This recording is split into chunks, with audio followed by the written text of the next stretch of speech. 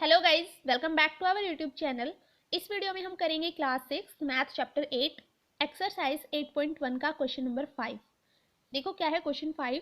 Express the following decimals as fractions, reduce the fraction to lowest form. देखो इस question number 5 में ना हमें डेसिमल फॉर्म्स गिवन है।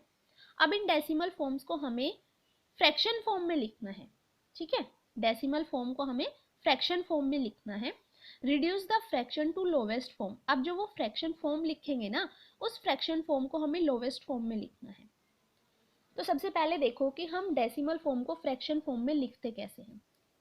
मान लो एक एग्जांपल लिया हमने 2.3।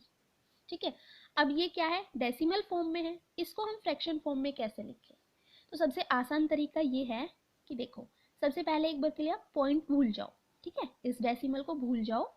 क्या लिखा हुआ है 23, तो आप 23 लिख दो। ठीक है, अब डिवाइड में, अब देखो पॉइंट, पॉइंट की जगह डिनोमिनेटर में 1, पॉइंट के बाद एक डिजिट है ना, तो आप 1 के साथ एक जीरो लगा दो। ठीक है, ये फ्रैक्शन फॉर्म हो गया।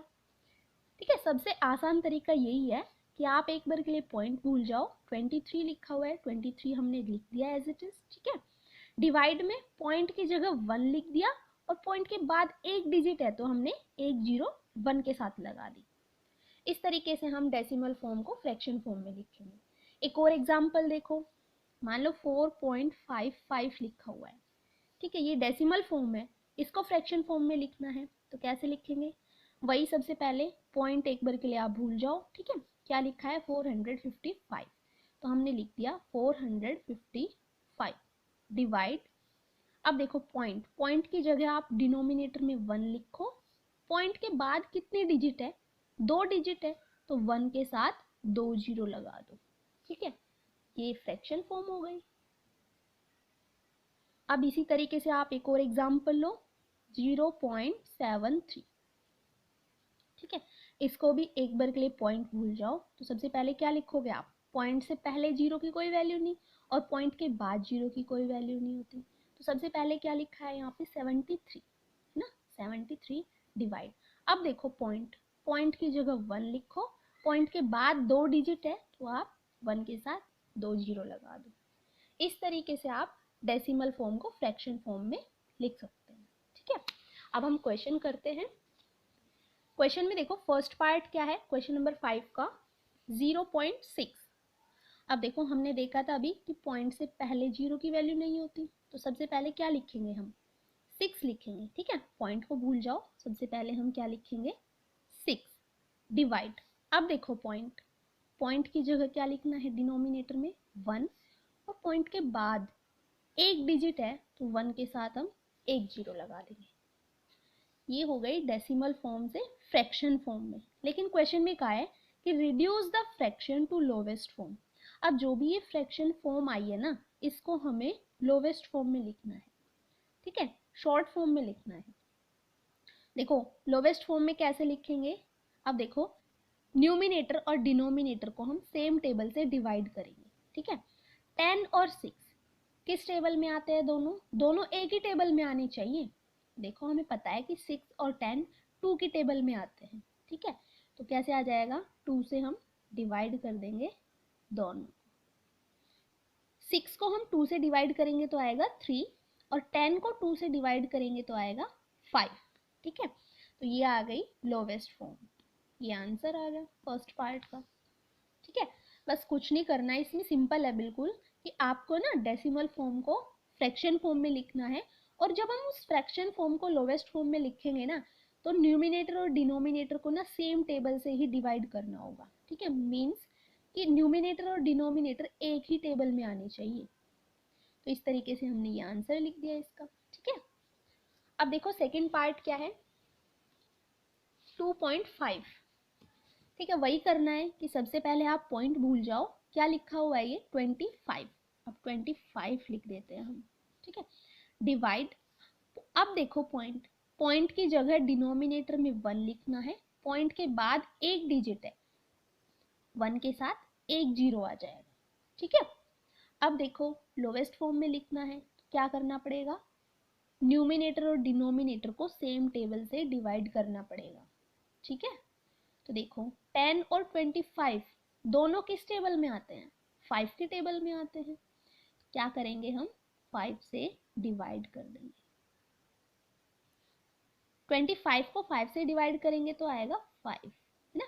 5 5 जार 25।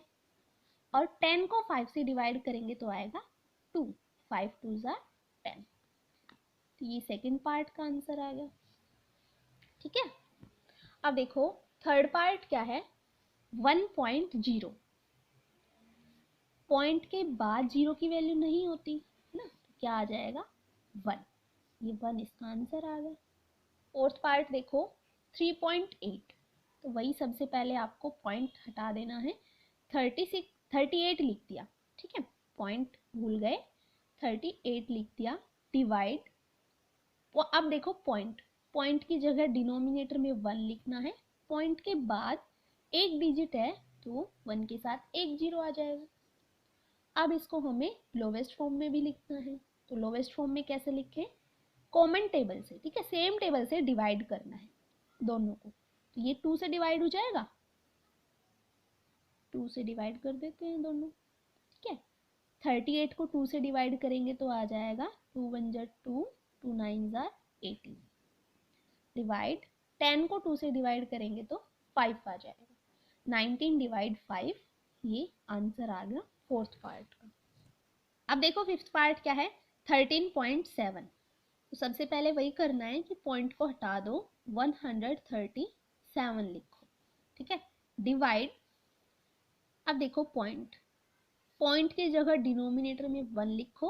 पॉइंट के बाद एक डिजिट है ना, तो हम 1 के साथ एक जीरो लगा देंगे, ठीक है। अब देखो ये दोनों डिनोमिनेटर और न्यूमिनेटर एक टेबल में तो नहीं आएंगे, है ना, तो यही इसका आंसर आ जाएगा। सिक्स्थ पार्ट देखो 21.2। सबसे पहले वही पॉइंट को इग्नोर करो, 21.2 लिखा हुआ है तो 212, ठीक है, ये लिख दिया हमने, पॉइंट हटा दिया। डिवाइड में क्या लिखना है? पॉइंट की जगह 1 और पॉइंट के बाद एक डिजिट है तो एक जीरो लिख दो। अब देखो ये कटेगा, एक सेम टेबल से दोनों कट जाएगा, हाँ जी 2 से कट जाएगा, है ना। तो हम क्या करेंगे? दोनों को 2 से डिवाइड कर देंगे। 212 को 2 से डिवाइड करेंगे तो क्या आएगा? 2 1 जा 2, 0, 2 6 जा 12। डिवाइड 10 को 2 से डिवाइड करेंगे तो 2 5 जा 10, ठीक है। अब ये इसकी लोवेस्ट फॉर्म हो गई, ये आंसर आ गया इसका। अब देखो सेवंथ पार्ट क्या है? 6.4। तो वही सबसे पहले विदाउट पॉइंट के लिखते हैं, ठीक है, 64 लिख दिया। डिवाइड, पॉइंट की जगह क्या लिखना है? डिनोमिनेटर में 1, पॉइंट के बाद एक डिजिट है तो 1 के साथ एक जीरो आ जाएगी। अब इसको लोवेस्ट फॉर्म में भी लिखना है तो क्या करेंगे? सेम टेबल से कट कर देंगे इसको दोनों को, है ना। 2 से डिवाइड हो जाएगा तो 2 से डिवाइड कर देते हैं न्यूमिनेटर और डिनोमिनेटर को।